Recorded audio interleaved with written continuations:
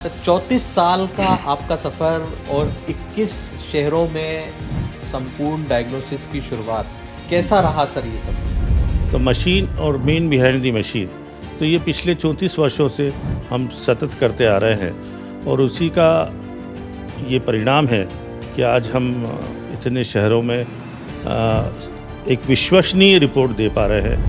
हमारे पास 1.5 Tesla MRI, 120 slice CT scan और सभी अल्ट्रासाउंड की करीब 4 मशीन, इकोकार्डियोग्राफी, ECG, TMT, कोन बीम CT जो डेंटल CT होता है उसके लिए, मेमोग्राफी जो महिलाओं के ब्रेस्ट कैंसर के अर्ली डिटेक्शन के लिए होता है, ये सारी चीज़ें। उसके अलावा NABL लैब में सारे टेस्ट हमारे यहाँ इन हाउस हो जाते हैं।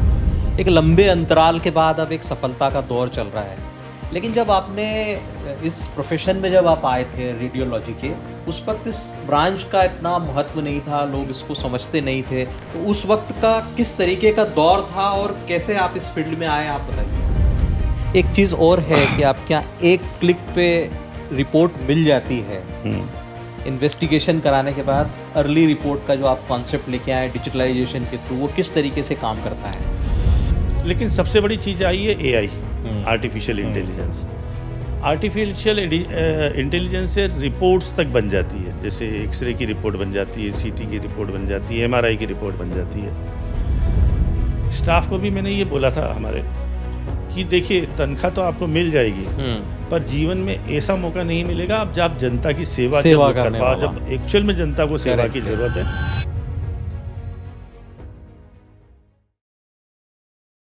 इंदौर MGM मेडिकल कॉलेज के एक डॉक्टर की कहानी। उन्होंने सर्जरी में जाने का सोचा, बॉम्बे तक चले भी गए, एडमिशन की तैयारी हो गई, लेकिन उनका सिलेक्शन MGM मेडिकल कॉलेज के रेडियोलॉजी डिपार्टमेंट में हो चुका था। यहाँ से शुरू हुई संपूर्णता की कहानी। MBBS करने के बाद उन्होंने एक सेंटर की स्थापना की जहां पर बीमारियों का पता लगाया जा सके, यानी कि डायग्नोसिस सेंटर। हम बात कर रहे हैं इंदौर के senior radiologist doctor RK Sodani की, जो सोडानी डायग्नोसिस सेंटर का संपूर्णता से सफलतापूर्वक विगत 34 सालों से संचालन कर रहे हैं और अब संपूर्ण 22 शहरों के बाद अन्य राज्यों में भी जाने की तैयारी कर रहा है। स्वागत है सर आपका एक्सपोज टुडे के एक्सपोज टॉक में। Thank you very much. आप सभी को मेरा नमस्कार। तो 34 साल का आपका सफ़र और 21 शहरों में संपूर्ण डायग्नोसिस की शुरुआत, कैसा रहा सर ये सफ़र? लंबा सफ़र है। 34 year is a pretty long time, लेकिन लोगों का सपोर्ट मिलता रहा, लोगों का विश्वास मिलता रहा। समय समय के अनुसार हमने नई तकनीक को अपनाया, नई टेक्नोलॉजी को अपनाया, क्वालिटी कंट्रोल्स को देखा, मेन मशीन्स को तो अपग्रेडेशन करा, मेन पावर के भी स्किल को अपग्रेडेशन करा। तो मशीन और मेन बिहाइंड द मशीन, तो ये पिछले 34 वर्षों से हम सतत करते आ रहे हैं और उसी का ये परिणाम है कि आज हम इतने शहरों में एक विश्वसनीय रिपोर्ट दे पा रहे हैं। और इस स्थान पे मैं जनता को धन्यवाद देना चाहता हूं कि उन्होंने हम पे विश्वास करा, और जो हम पे विश्वास करा, हम पूर्णतः कर्मठता से उसमें लगे हुए हैं कि उनके विश्वास को बनाए रखें। इन्वेस्टिगेशन का सबसे बड़ा रोल होता है सर किसी भी बीमारी को जानने में। ऐसा सुना है कि दूर दूर से कई लोग जो है आपके यहाँ पे आते हैं और इन्वेस्टिगेशन के लिए संपर्क करते हैं। तो किस तरीके के अनुभव होते हैं सर, किस तरीके के लोगों से इंटरेक्शन होता है, किस तरीके की उनकी भावनाएं होती हैं, कैसा विश्वास होता है? ये आपने सही कहा, क्योंकि all investigation under one roof. देखिए, हम लोगों का मेडिकली देखें तो दो तरह के इन्वेस्टिगेशन होते हैं, एक रेडियोलॉजी होता है और एक पैथोलॉजी। रेडियोलॉजी में NABS सर्टिफिकेशन होता है और पैथोलॉजी में NABL सर्टिफिकेशन होता है। हमारे पास ये दोनों है, NABH और NABL। इस सर्टिफिकेशन के साथ ही इनके सारे इक्विपमेंट हमारे पास मौजूद है। हमारे पास like 1.5 Tesla MRI, 120 slice CT scan और सभी अल्ट्रासाउंड की करीब 4 machine, echocardiography, ECG, TMT, cone beam CT जो डेंटल सीटी होता है उसके लिए, मेमोग्राफी जो महिलाओं के ब्रेस्ट कैंसर के अर्ली डिटेक्शन के लिए होता है, ये सारी चीज़ें। उसके अलावा NABL लैब में सारे टेस्ट हमारे यहाँ इन हाउस हो जाते हैं। हमारी जो सबसे बड़ी मशीन, वैसे तो काफ़ी मशीन इक्विपमेंट है, लेकिन जो सबसे बड़ा इक्विपमेंट है वो करीब 1500 टेस्ट पर आवर निकाल देता है। तो मतलब स्पीड भी है और एक्यूरेसी भी है। इस कारण जो आपने बोला कि दूर दूर से लोग आते हैं और यहाँ जांच के लिए, तो उन्हें मालूम है कि सुबह आएंगे, दोपहर तक उनकी जांच हो जाएगी, ताकि वो अपने गंतव्य तक या किसी डॉक्टर को दिखाना है तो दिखा के वापस हो सकते हैं। जो आपने दूसरा पार्ट पूछा कि उसमें क्या अनुभव होता है, अनुभव तो अच्छा होता है, दूर से लोग आते हैं। एक बार मैं अभी एक डॉक्टर से बात कर रहा था उदयपुर में, कुछ न्यूरो सर्जन है, मेरे कोई रिलेटिव है, उनको ज़रूरत पड़ी उनकी, तो मैंने ऐसे केस उनका नंबर मिला तो मैंने फ़ोन लगा लिया कि मैं डॉक्टर सुडानी बोल रहा हूँ इंदौर से, मेरे रिलेटिव आपके अंडर एडमिट हैं। तो मैंने कहा सर मैं एक रेडियोलॉजिस्ट हूँ। बोले डॉक्टर साहब मध्य प्रदेश से जितनी रिपोर्ट आती है हमारे पास, उसमें काफ़ी रिपोर्ट तो आपकी रहती है, सिर्फ आपसे प्रत्यक्ष बात नहीं हुई, बाकी तो हम आपकी रिपोर्ट देखते ही रहते हैं, क्योंकि एडजॉइनिंग है, ये वाली उदयपुर की बॉर्डर मध्य प्रदेश से एडजॉइनिंग बॉर्डर है, तो काफ़ी रिपोर्ट्स इधर की वहाँ जाती है। इधर बड़ौदा में भी काफ़ी लोग देखते हैं, ये भी मेडिकल हब हो गए हैं आजकल। तो उस तरह से एक अनुभव होता है कि वो, और अच्छा भी लगता है, मन को भी अच्छा लगता है कि वो डॉक्टर प्रत्यक्ष बात नहीं हुई पर किसी तरह से हमें जानते हैं। दूसरा पॉइंट उन्होंने बताया कि आपकी जो रिपोर्ट आती है उसको हम रिपीट नहीं करते, हमें मालूम है कि ये पूर्णतः क्वालिटी रिपोर्ट्स है, तो इसको दोबारा करने की ज़रूरत नहीं। कोई एडिशनल अलग टेस्ट करना हो तो बात अलग है, वो हम कराते हैं, बाकी इन टेस्ट को हम रिपीट नहीं करते। तो मन को और प्रसन्नता होती है कि हम, देखिए कोई भी चीज़ होती है वो एक टीम वर्क होता है, तो जो हमारी टीम है उसके लिए मुझे बड़ा अच्छा लगता है, और मैं टीम को भी ये कन्वे करता हूँ कि आज ये फीडबैक मिला है हमें, और कि प्रशंसा कर रहे हैं वहाँ के न्यूरो सर्जन, या उस तरह के और भी हुँ। कई उदाहरण हैं। पर टीम को भी मोटिवेशन होता है कि नहीं, हमें अच्छे कार्य करते रहना है, दूर दराज से जो भी आते हैं।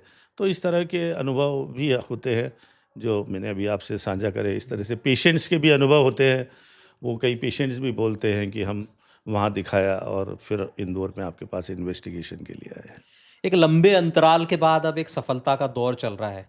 लेकिन जब आपने इस प्रोफ़ेशन में जब आप आए थे रेडियोलॉजी के, उस वक़्त इस ब्रांच का इतना महत्व नहीं था, लोग इसको समझते नहीं थे। तो उस वक़्त का किस तरीके का दौर था और कैसे आप इस फ़ील्ड में आए, आप बताइए? देखिए, जब मेरा 1986 में रेडियोलॉजी में एडमिशन हुआ था, उस समय तो रेडियोलॉजी नाम की चीज़ ही नहीं थी, उस समय तो सिर्फ एक्स-रे यानी रेडियोलॉजी होता था।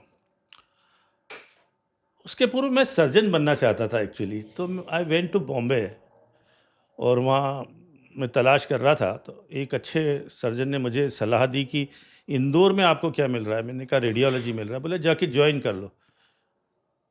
मैंने पूछा इसमें क्या है? बोले आप जॉइन तो करो फिर देखना। और जैसे ही मैं पास आउट होने लगा और सीटी स्कैन आ गया इंदौर में, तो इंदौर मेडिकल सेंटर था, उसमें मुझे जॉब मिल गया, जिसको अभी अपन बोलते हैं ना कि ऑन साइट हुँ, सिलेक्शन। तो मेरा तो बिफोर मैं पास आउट हुआ उसके पहले ही सिलेक्शन हो गया, क्या बात है! और मैंने सीटी स्कैन अल्ट्रासाउंड से अपना करियर शुरू करा।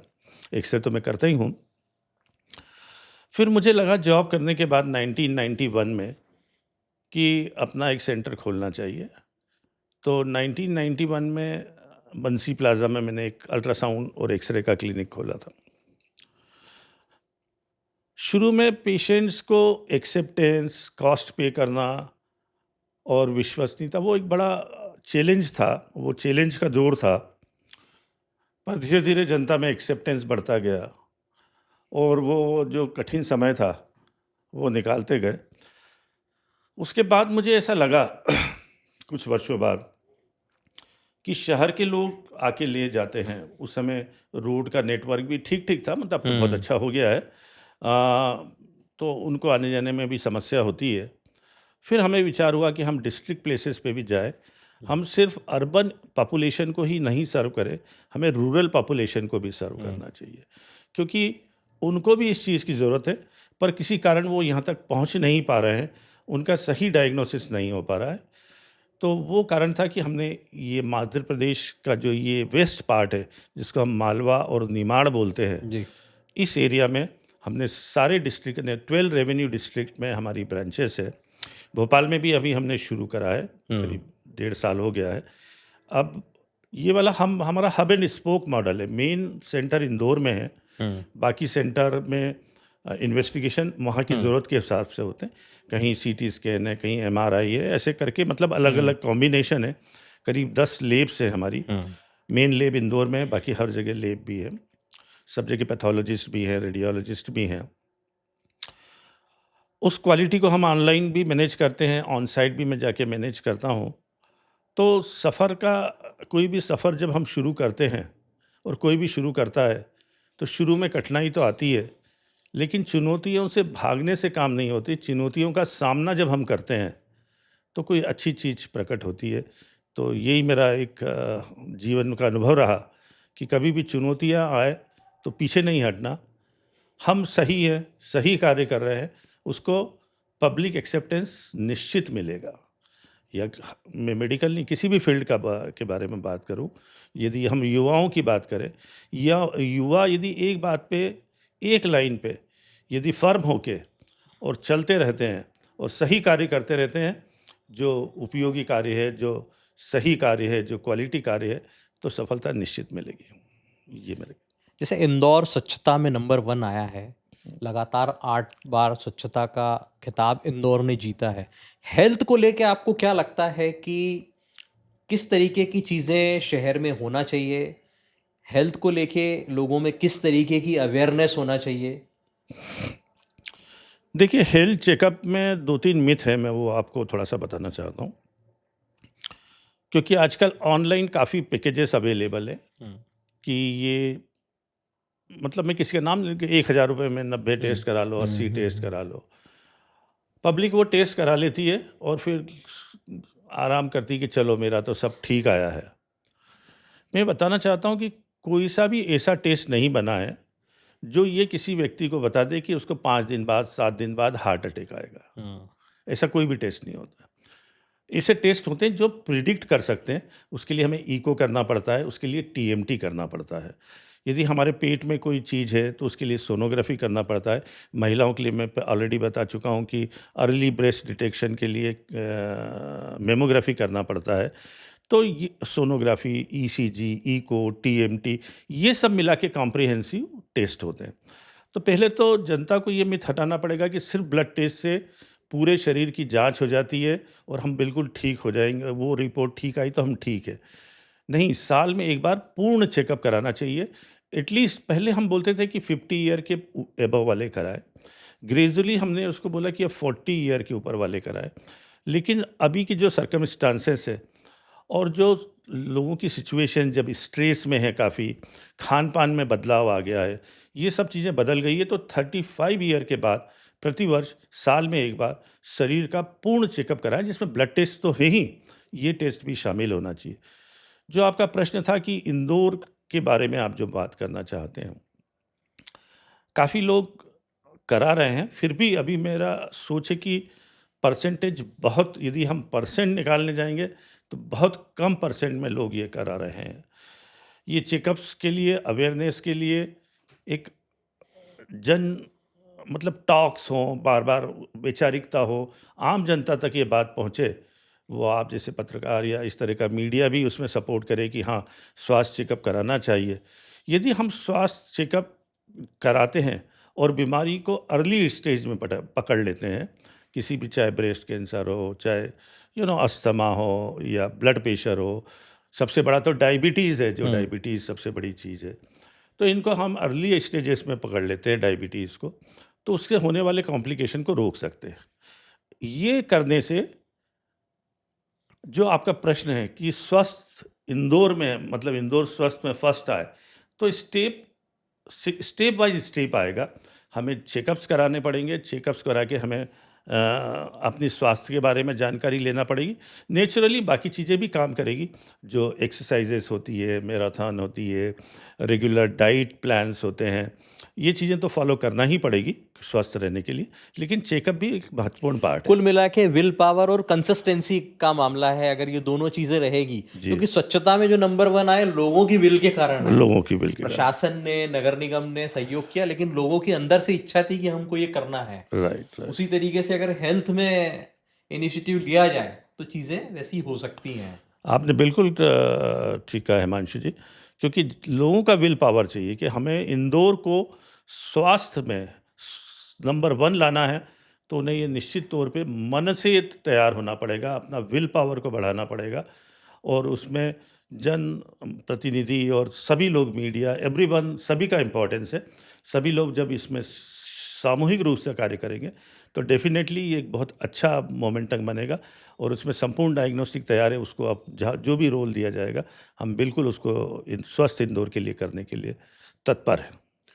एक चीज़ और सर आ रही है, लाइफस्टाइल मॉडिफिकेशन पे आजकल जोर दिया जाता है कि मेडिसिन के अलावा अगर आप आपकी दिनचर्या लाइफस्टाइल में चेंज करते हैं, वॉक करते हैं, रनिंग करते हैं, वर्कआउट करते हैं, तो उससे भी फ़र्क पड़ता है।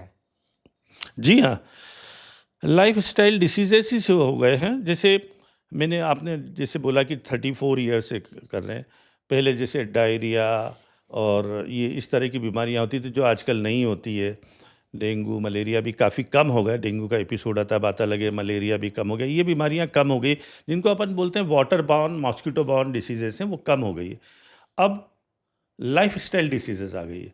ब्लड प्रेशर, डायबिटीज़, डिप्रेशन, ये जो साइकोलॉजिकल प्रॉब्लम, ये सारी चीज़ें लाइफस्टाइल डिसीजेस है। बिकॉज स्ट्रेस लेते हैं, स्ट्रेस के कारण ये सारी चीज़ें को बढ़ावा मिलता है। स्ट्रेस के साथ यदि खान पीन भी अल्टर हो गया और उस पर हमने ध्यान नहीं दिया, तो वो क्यूमुलेट हो जाता है, मल्टीप्लाई हो जाता है। तो एक फैक्टर तो हुआ जो आपने बोला कि दौड़ना या रनिंग करना, वॉक करना, जिसकी जो उम्र है, जो संभव है। मैं कई लोगों को बोलता हूँ कि जीवन में आप दिन के 24 घंटे मत काउंट करिए, आप दिन को 23 घंटे का मानिए और 1 घंटा एक्सरसाइज के लिए रखिए। मतलब आप डेली, आपका जो प्लान है वो लाइफ का 23 घंटे का, 1 घंटा एक्सरसाइज का प्रतिदिन, वो अनिवार्य है। मतलब दैट इज, वो जो भी करें आप, वो ज़रूर करें। तो एक तो हेल्थ के लिए exercises, yoga, what ever they like, every exercise is good. कुछ आपके भी बारे करना। में कहा जाता है कि आप वर्कआउट नहीं छोड़ते हैं, चाहे कुछ भी हो जाए, आपका हाँ, वर्कआउट का शेड्यूल बिल्कुल बना रहता है जी कि हाँ। आप कहीं भी होते हैं, लेकिन आपका किसी भी तरीके से वर्कआउट होता है, तो कैसे मैनेज करते हैं चीज़ों को? देखिए, मैंने अभी जो बोला उसी तरह से, कि वो माइंडसेट है। जब माइंडसेट रहता है कि आपको कुछ करना है, तो आधी घंटा वॉक करना, थोड़ा जिमिंग करना, थोड़ा योगा करना, ये सब पार्ट हो गया लाइफ का, और एक शेड्यूल बन गया है। जो शेड्यूल बन जाता है कि जैसे हमें इतनी बजे ब्रेकफास्ट करना है, इतनी बजे लंच करना है, डिनर करना है, तो उसी तरह से एक्सरसाइज भी जीवन का एक भाग बन गया। एक्चुअली जो आप बोलते हैं ना, जेनेटिक या जो क्या होती है ये चीज़ें, एक जनरेशन से दूसरी जनरेशन पे कैसे जाती। आज मैं करता हूँ, मेरे बच्चे करते हैं, तो अब जो मेरे ग्रैंड बच्चे हैं वो भी अब एक्सरसाइज जो भी करते हैं स्कूल में, पर हम जब एक्सरसाइज करते हैं तो हमारे साथ आके हाथ पैर हिला लेते हैं, क्योंकि अब उनको आ गया कि ये तो करना ही करना है, दादा दादी करते हैं रोज़, तो उनको करना ही है। तो एक तो वो हो गया कि ये मेंटेन करते हैं। इंदौर के बाहर भी जाता हूँ कहीं कॉन्फ्रेंस में, या कभी मौका पड़ा विदेश भी जाने का, तो वॉकिंग ट्रैक हर जगह होते हैं। तो पूरी एक्सरसाइज नहीं भी कर पाए तो एटलीस्ट वॉक वॉक। 45 मिनट तो मैं कर ही लेता हूँ, वो मेरे शेड्यूल में। वो माइंड सेट है, जो बोल रहे हैं आप, कि माइंड सेट है कि हमें करना है, और उसके लिए यदि हम फर्म है तो हम ज़रूर कर लेंगे। सिर्फ हमें इच्छा शक्ति को डेवलप करना है कि हमें फिट रहना है, और फिट रहने के लिए हमें ये exercise is a integral part of it. एक चीज़ और है कि आपके यहाँ एक क्लिक पे रिपोर्ट मिल जाती है। इन्वेस्टिगेशन कराने के बाद अर्ली रिपोर्ट का जो आप कॉन्सेप्ट लेके आए डिजिटलाइजेशन के थ्रू, वो किस तरीके से काम करता है? देखिए, हमारे यहाँ जैसे ही रिपोर्ट तैयार होती है, उसके बाद जैसे ही डॉक्टर साइन करते हैं, जिसको हम अथेंटिकेशन बोलते हैं, मतलब डिजिटल लैंग्वेज में अथेंटिकेशन बोलते हैं अपन, अदरवाइज साइनिंग बोलते हैं रिपोर्ट का। तो जैसे ही अथेंटिकेट होती है रिपोर्ट, तो वो सबमिट हो जाती है, और सबमिट होते से उसी फ्रैक्शन ऑफ सेकंड में जो भी व्यक्ति है, मरीज है, उसके व्हाट्सएप पे वो रिपोर्ट पहुंच जाती है। ये करने में हमें थोड़ा समय ज़रूर लगा पूरा, क्योंकि टेस्टिंग करके और सब करना पड़ता है, पर उससे काफ़ी ईज़ आउट हो गया है हमें। हुँ। और दूर दराज से भी अभी तो काफ़ी लोग लाइक हार्ड कॉपी लेने करीब 60% लोग ही आते हैं, 40% तो डिजिटल रिपोर्ट पे ही चले जाते हैं। तो एक तो फास्ट हो गया काम उससे, उसके भी चैलेंजेस आए, उन चैलेंजेस को हमने पूरा एनालिसिस करके वो चैलेंजेस को दूर किया, तो हम सफलतापूर्वक ये दे पा रहे हैं। दूसरा हमारा जो इसका फ़ायदा हुआ डिजिटल का, वो हम बोलेंगे पर्यावरण का फ़ायदा हुआ, हुँ। क्योंकि हम पेपर बचा रहे हैं। हुँ। क्योंकि 40% लोग यदि रिपोर्ट नहीं ले जा रहे हैं हार्ड प्रिंटेड, कॉपी में, हार्ड कॉपी में नहीं ले जा रहे, तो अल्टीमेटली वो पर्यावरण को मदद तो पर्यावरण अगर कर ही के रहे हैं, सपोर्ट में, क्योंकि पेपर बच रहा है पेपर हमारा। बच रहा है। तो ये दोनों तरह से फ़ायदा हुआ, एक तो जल्दी भी मिल गया और हुँ। दूसरा पर्यावरण के लिए भी ये उपयोगी हो गया। उपयोगी हो गया। ये 22 शहरों के बाद अब संपूर्ण का सफ़र अन्य राज्यों में भी जाने की तैयारी है। तो कौन से राज्यों में अब संपूर्ण देखने को मिलेगा? देखिए, अभी हम भोपाल में शुरू करा है, उसके बाद जबलपुर और रायपुर हमारे मतलब उसमें है, तो जिसको हम छत्तीसगढ़ बोलते हैं। फिर एडजॉइनिंग जो पार्ट है राजस्थान का, उसमें करेंगे, और एडजॉइनिंग पार्ट महाराष्ट्र का, जैसे नागपुर साइड से महाराष्ट्र लग जाता है, अकोला, अमरावती और ये वाला पार्ट, और इधर उदयपुर और कोटा, ये वाले पार्ट लगते हैं। हम इस तरह से चाहते हैं कि जहाँ तक हम उसको कंट्रोल कर सके, हुँ। एपिसोडिक नहीं करने की एकदम से हम कर्नाटक पहुँच गए। हुँ। मतलब जहाँ पे हमारी रिच होगी, हुँ। जहाँ को हम क्वालिटी को कंट्रोल कर पाएंगे, वो क्वालिटी कंट्रोल तो डिजिटली भी हो सकती है, लेकिन फिर भी हम ज्योग्राफी हुँ। को ध्यान में हुँ। रखते हुए ज्योग्राफी को। कि फिजिकल भी हम जाके हुँ। देख पाए, उन सब चीज़ों को ध्यान रखते हुए इस तरह से आगे ले जाने का हमारा मन है, मतलब प्लान है, दैट इज़ आवर प्लान। हुँ। कितने लोगों का परिवार है संपूर्ण का? 22 शहरों को अगर हम जोड़ें तो कितने लोग इससे जुड़ चुके हैं अभी आपके साथ टीम में? हमारी टीम में ना, जी। जी, हमारे टीम में 15 रेडियोलॉजिस्ट, 15 पैथोलॉजिस्ट हैं, और ऐसे मिला के ये डॉक्टर, और वो भी डॉक्टर्स हैं, जनरल फिजिशियन, बट ओवरऑल 350 हमारे पास स्टाफ है, 350 का स्टाफ है। 350 लोग मिलके ये पूरे से 300 में तो सदस्य बोलता हूँ, वो परिवार के सदस्य हैं, उनका परिवार भी अपना परिवार है, तो 300 परिवार इसके साथ जुड़े हुए हैं और जो करते हैं इसका दौरान का। कोविड में संपूर्ण ने एक प्रयोग किया था, टेस्टिंग ऑन व्हील। उसके बारे में थोड़ा बताइए आप किस तरीके से उस वक़्त की क्या चुनौतियाँ थी और कैसे लोग कार में आके और टेस्ट कराते थे और निकल जाते थे? देखिए, वो एक अपना एक एरा था। उस समय ज़रूरत थी कि एक दूसरे से इन्फेक्शन ना हो, भीड़ इतनी लग जाती थी कि अलग-अलग करना भी संभव नहीं हो पा रहा था। तब हमारे दिमाग में विचार आया, ये विचार उससे आया कि जैसे आपने देखा होगा कई शहरों में मूवीज़, आप मूवी देख सकते हो कार में जाके। हुँ। मैंने पहली बार अहमदाबाद में हुँ। देखा हुँ। था, हुँ। लॉन्ग बैक, हुँ। और हुँ। भी शहरों में होगा। हुँ। तो वहीं से मुझे कंसेप्ट डेवलप हुआ कि क्यों नहीं हम कार में बैठे-बैठे सैंपल ले लें। हुँ। तो उससे एक दूसरे को के करीब भी नहीं हुँ। आएँगे, हुँ। उतरना भी नहीं पड़ेगा, हुँ। और दूसरों को इन्फेक्शन फैलने का भी डर नहीं रहेगा। तो उस समय इस तरह से कार में लोग आते थे और एक राउंड लेके उनका हुँ। सैंपल ले लेते थे, और सारा डिजिटलाइज़ था, बार हुँ। कोडिंग हो जाती थी, हुँ। हुँ। और इलेक्ट्रॉनिक पेमेंट सब कुछ इलेक्ट्रॉनिक था। हुँ। एंट्री और एग्ज़िट भी उस समय अलग से अलग सब अलग था, सिस्टम था। एंट्री भी था, एग्ज़िट भी अलग था। उस समय करीब-करीब 3,500 से 4,000 टेस्ट आरटी-पीसीआर हम प्रतिदिन करते थे वो पीक समय में, जो कि काफ़ी बड़ा नंबर होता है। और हमारे परिवार में 4 लोग हैं, मैं, मेरी वाइफ़ और मेरा सन और डॉटर इन लॉ, एक ग्रैंड डॉटर भी है, बट वो तो मेरी जो डॉटर इन लॉ भी थी, हम चारों वहीं खड़े रहते थे, अच्छा। लोगों को कॉन्फिडेंस दिलाने के लिए कि कोई प्रॉब्लम नहीं, ठीक हो जाएगा, ये समय है, निकल जाएगा, हुँ। ठीक है, टेस्टिंग कराना टेस्टिंग कराइए। तो हम लोग जब नहीं वहीं खड़े रहते थे, तो हमारा स्टाफ भी टिका रहता था। हुँ। स्टाफ को भी मैंने ये बोला था हमारे, कि देखिए, तनख्वाह तो आपको मिल जाएगी, हुँ। पर जीवन में ऐसा मौका नहीं मिलेगा, आप जब जनता की सेवा सेवा जब कर करने पाओ, वाला। जब एक्चुअल में जनता को सेवा की करेक्ट, ज़रूरत करेक्ट। है, तो कई लोगों के पेरेंट्स यंग बच्चे थे हम्म 25-26 ईयर के, हम्म उनके पेरेंट्स से मैंने फ़ोन पे बात करी। हम्म मैंने कहा देखिए मैं खुद खड़ा हूँ इनकी सुरक्षा के लिए, हम्म ऊपर वाले के आगे तो कोई भी नहीं है, पर फिर भी मैं हम्म जो भी सुरक्षा की इनकी किट्स वगैरह वो सारी हम्म व्यवस्थाएं हैं, हम्म तो आप मेरे पे भरोसा करो, हम्म आपके बच्चे को यहाँ रहने दो, ये हम्म जनता की सेवा कर रहा है, इसका पुण्य इसको जरूर मिलेगा। हम्म मैंने कहा आप जनता की सेवा कर रहे हो, तनख्वाह अलग बात है, लेकिन आपको हम्म जो पुण्य मिलेगा वो जीवन भर आपको काम आएगा। तो ये तो हमने करा, बाकी पूरी पब्लिक ने भी उस समय, हर व्यक्ति ने से जो हो सका उसने करा, हम्म उस एरा को निकाला। हम्म ये हमारे भारत के लोगों की इच्छा शक्ति ही है। हाँ और इंदौर शहर की भी मैं बोलूँगा कि जनता और सब लोगों की एकता है हम्म कि सब ने उसको फाइट करा।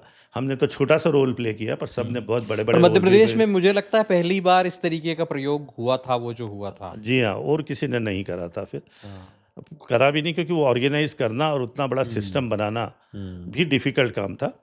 और कोविड चलते हुए कोविड में बनाना, hmm it was more difficult. Hmm एक बट रिस्क का फैक्टर भी था उस समय। रिस्पेक्टर भी था, और मेन पावर को जुटाना और वो सारी चीज़ें करना और सारे लॉजिस्टिक मैनेज करना, और उसके बाद भी त्वरित रिपोर्ट देना, हम्म क्योंकि उसकी रिपोर्ट भी जैसे ही टेस्टिंग होती थी हम्म इमीडिएट अपलोड करना, हम्म क्योंकि हर व्यक्ति जो टेस्ट करा के जाता था उसके मन में रहता था कि जल्दी जल्दी मेरी रिपोर्ट आ जाए, मुझे मालूम पड़ जाए। हम्म तो वो सारे चैलेंजेस थे, पर ठीक है, सब लोगों का विश्वास। और मैं तो बोलता हूँ, जो आपने अभी शुरू में बोला संपूर्ण, मैं बोलता हूँ कि संपूर्ण तो एक ही है इस दुनिया में, वो ऊपर वाला है ना, वही संपूर्ण होता है। हमारा तो प्रयास संपूर्णता की तरफ है हम्म कि हम जो कर सकते हैं अपनी तरफ से ज़रूर करें। तो हमने अपना प्रयास करा, और मन को बाद में अच्छा लगा कि अपन जो कर पाए, जो भी इसमें कंट्रीब्यूशन कर पाए, थोड़ा कर पाए, जो भी कर पाए, वो हमने अपनी तरफ से कंट्रीब्यूशन करा। 34 साल पहले जब आपने ये शुरू किया था, आज आपका पूरा परिवार इसमें एक काम करता है, हुँ, चाहे डॉटर इन लॉ हो गई, सन बेटा। हो गए, मैडम हो गई, तो सबकी एक अलग-अलग ज़िम्मेदारी है इसमें? हाँ, सबकी ज़िम्मेदारियाँ बँटी हुई है। हमारी जैसे बोर्ड मीटिंग्स या जो होती हैं, मतलब बोर्ड तो घर का ही बोर्ड है, पर फिर हुँ, भी प्रॉपर वे हुँ, में, because nowadays we have to run it like a corporate system. तो प्रॉपर बोर्ड मीटिंग्स करके और हम निर्णय लेते हैं और अपनी-अपनी ड्यूटी को बाँट लेते हैं। लाइक जैसे मैं रेडियोलॉजी को ज़्यादा देखता हूँ, मैडम पैथोलॉजी को देखती है, अनुराग ओवरऑल एडमिन को हुँ, देखते हैं। इस तरह से मतलब कुछ हुँ, ड्यूटीज़ ओवरलैप होती, बट ग्रॉसली हमने अपनी-अपनी ड्यूटीज़ बाँट रखी। वर्षा क्रॉस सेक्शन मतलब सीटीएमआर सारे सेंटर्स के, उनके ऊपर ऑब्जर्वेशन रखती है। तो इस तरह से सब लोगों ने एक ड्यूटी अपनी बना रखी है और अपनी ज़िम्मेदारी बना रखी है। इस ज़िम्मेदारी में हमने ये ज़रूर महसूस करा, और उसको मैंने इस तरह से प्लान करा है, क्योंकि जब मैंने शुरू करा था, 91 की बात कर रहा हूँ, तब मेरा बेटा 4 साल का था और बिटिया 1 साल की थी। हम उनको ज़्यादा समय नहीं दे पाए, पर अभी हमारा परिवार में हम लोग इस तरह से टाइमिंग का प्लान करते हैं कि हमारे ग्रैंड बच्चों को हम टाइम दे पाएँ, और क्या वो बात भी है! क्योंकि जो गलती हम उस समय कर गए, गलती क्या, मजबूरी थी, हाँ, उस समय तो मजबूरी थी काम करना, करेक्ट है। तो वो हम रिपीट ना करें और अपने ग्रैंड बच्चों को भी टाइम दें। हुँ, सब चीज़ें संभव है, क्योंकि बच्चों को भी समय की ज़रूरत होती है, और कार्य को भी विभाजित करना पड़ता है। तो ये सारी चीज़ें संभव हो जाती है। बस मन में एक अच्छी भावना हो कि हम क्या करना चाहते हैं, कहाँ पहुँचना चाहते हैं। हमारी जो ग्रोथ है, जो आप 35 ईयर की 34 ईयर कंप्लीट हो जाएँगे, 35th ईयर में एंटर होंगे। इसमें सबसे इम्पोर्टेंट ये रहा कि हमने कभी भी एकदम से बहुत तेज़ी से हुँ, नहीं प्रयास करा। हमने वही इस तरीके से प्रयास किया कि ग्रेजुअल चलें, पर चलते रहें, रुके चलते नहीं। कंसिस्टेंसी बनी रहे। कंसिस्टेंसी बनी रहे। रैपिडली ऊपर जाने का हमने कभी हुँ, अ, प्रयास नहीं करा, और वो कंसिस्टेंसी मेंटेन करके रखी है। अब मेडिकल प्रोफ़ेशन में भी नई चीज़ें आ रही हैं, नई टेक्नोलॉजी आ रही हैं, तो उसके हिसाब से किस तरीके की चीज़ें आगे होने वाली हैं? क्या होना है अब आगे? सबसे टेक्नोलॉजी तो काफ़ी चीज़ें फ़िल्टर होके अच्छी हो गई, और थोड़ा बहुत एडिशन होता ही रहता है, वर्ष प्रतिवर्ष होता रहता है। लेकिन सबसे बड़ी चीज़ आई है एआई, हुँ, आर्टिफ़िशियल हुँ, इंटेलिजेंस। आर्टिफिशियल इंटेलिजेंस से रिपोर्ट्स तक बन जाती है, जैसे एक्सरे की रिपोर्ट बन जाती है, सीटी की रिपोर्ट बन जाती है, एमआरआई की रिपोर्ट बन जाती है। ये मैं रेडियोलॉजी की बात कर रहा हूँ। पर उस रिपोर्ट को अल्टीमेटली रेडियोलॉजिस्ट को देखना पड़ता है। हम्म, एआई इज़ वेलकम, क्योंकि ऐसा नहीं है कि कोई नई टेक्नोलॉजी आए और हम उसको अस्वीकार करें, वो नहीं होना चाहिए। हम उसको वेलकम करते हैं एआई को, लेकिन हमारे रेडियोलॉजिस्ट का काम थोड़ा इजी हो गया। जैसे एक रेडियोलॉजिस्ट को से फॉर एग्जांपल 100 एक्सरे रिपोर्ट करना है, एआई ने छांट दिया कि 50 एक्सरे नॉर्मल है, तो वो 50 एक्सरे देखने में उसको बहुत कम समय लगता है, और जो 50 बचे हुए हैं स्मार्ट वर्क की तरफ बढ़ गए स्मार्ट आगे। वर्क की तरफ बढ़ गए, क्योंकि एआई के कारण हमने डॉक्टर्स को नहीं रिप्लेस किया। डॉक्टर तो अपना काम कर रहे हैं, पर वो स्मार्ट वर्किंग हो गया, कि स्मार्ट वर्किंग हो गया कि हाँ ये चीज़ें नॉर्मल है और इसमें हमें अपना डायग्नोसिस बनाना है, तो थोड़ा फास्टर भी हो गया है। तो एआई पैथोलॉजी में भी है। जो इक्विपमेंट है वो आर्टिफिशियल इंटेलिजेंस बेस्ड हैं, सो वो तो टेक्नोलॉजी में इंटीग्रेटेड पार्ट है, उसमें अलग से कुछ नहीं है। बट यस, रेडियोलॉजी में it has a major impact. Pathology पे तो उतना इम्पैक्ट नहीं है। ऑल ओवर वर्ल्ड रेडियोलॉजी में एआई के इम्पैक्ट की बातें चलती है। मैं भी जाता हूँ, कॉन्फ्रेंसेस अटेंड करता हूँ, ट्राई टू अंडरस्टैंड कि किस तरह से हम उसको इम्प्लीमेंट कर सके। वो सारी चीज़ें पे ज़रूर एक अच्छी, कोई भी अच्छी चीज़ आए उसको एक्सेप्ट करना चाहिए, लेकिन उसको सही परिप्रेक्ष्य में और सही तरीके से कैसे इम्प्लीमेंट किया जाए, ये एक महत्वपूर्ण पार्ट होता है। बहुत बहुत धन्यवाद सर, आप एक्सपोज टुडे के एक्सपोज टॉक में आए और आपने कीमती समय दिया। थैंक यू हिमांशु जी, आप और आपकी टीम को, कि आपने मुझे यहाँ आज आमंत्रित किया। आपसे बातचीत का मौका मिला, आपके द्वारा जनता तक मेरी बात पहुँचे, और मैं हमेशा तत्पर हूँ। कभी भी आप याद करें, मैं ज़रूर आऊँगा। थैंक यू वेरी मच, धन्यवाद, बहुत बहुत धन्यवाद। Thank you.